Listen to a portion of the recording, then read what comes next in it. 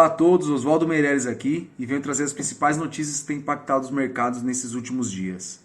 Bom, hoje o Ibovespa deu uma respirada, voltou ali no patamar de 70 mil pontos.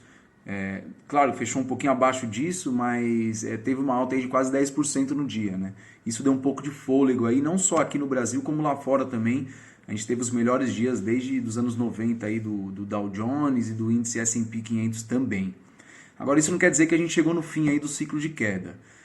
Aqui é importante destacar que no cenário atual que a gente vive, a gente ainda tem muita incerteza e muitos dados indefinidos. Isso faz com que os ativos eles continuem com essa alta volatilidade.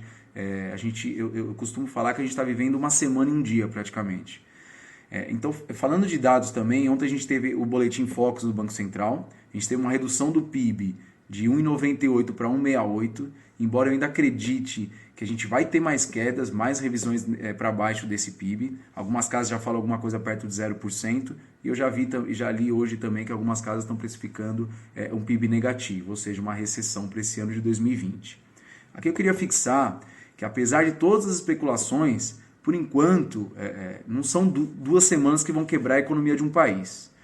Toda a crise de saúde que a gente teve na história, o medo é sempre o mesmo, que é exatamente por não sabermos como que a gente vai sair dessa, e as fake news que rolam aí na internet também, elas ajudam muito para aumentar esses medos e principalmente o pânico aí da população e da sociedade.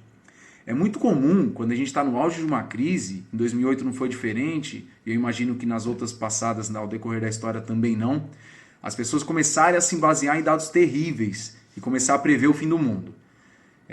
Lógico, né? O caos ele tem sido extremo, a venda por pânico tem sido tão urgente que os fundamentos deixaram de ser um fator aí decisivo, de ser um fator aí levado em conta durante uma tomada de decisão, o que reflete uma excelente oportunidade que, infelizmente, no cenário atual, poucos vão poder aproveitar. Isso vai depender muito do perfil de cada um, obviamente, e da liquidez do estômago, né? De conseguir seguir com essas oscilações aí no médio e longo prazo, né? A frase dita ontem, o Donald Trump também falou uma frase, mas ele quis dizer muito aí sobre a principal discussão das próximas semanas do âmbito econômico. Ele afirmou que o governo ele vai avaliar os impactos, principalmente na saúde e da economia também, nos próximos 15 dias de quarentena, para então decidir o que vai fazer. A parada das economias globais, ela foi uma escolha necessária, né, que os governos fizeram, obviamente. Caso contrário, o coronavírus causaria um colapso no sistema de saúde em diversos planetas. Por outro lado, os governos eles enxergam que não podem matar suas economias para combater o vírus. Porque vamos parar para pensar um segundo.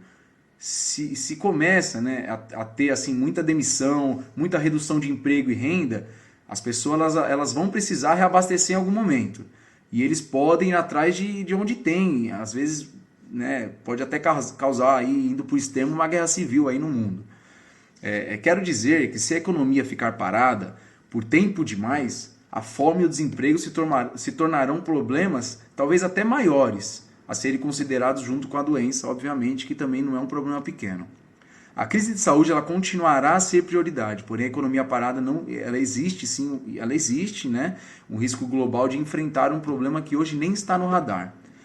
A boa notícia é que mais cedo ou mais tarde, dependendo do desenrolar desse cenário, que especialistas acreditam que em algum momento não muito distante, ele tende a se encaminhar à normalidade, como já acontece na Ásia, que é apenas uma questão de tempo, para que as engrenagens da economia comecem a girar novamente. Atualmente, nós temos 63 bancos centrais ao redor do mundo que já reduziram juros para tentar minimizar o efeito recessivo que a gente está passando, para as empresas que terão mais fôlego para poder passar por esse momento de crise.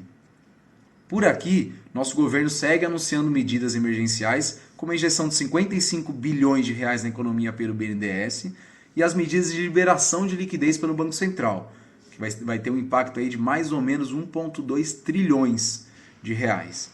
Isso é 10 vezes mais do que foi injetado lá na crise de 2008 que a gente teve. Bom, agora a gente tem que aguardar realmente o desenrolar dessa história e ver os próximos passos que serão adotados. Eu fico por aqui, um grande abraço e prosperidade.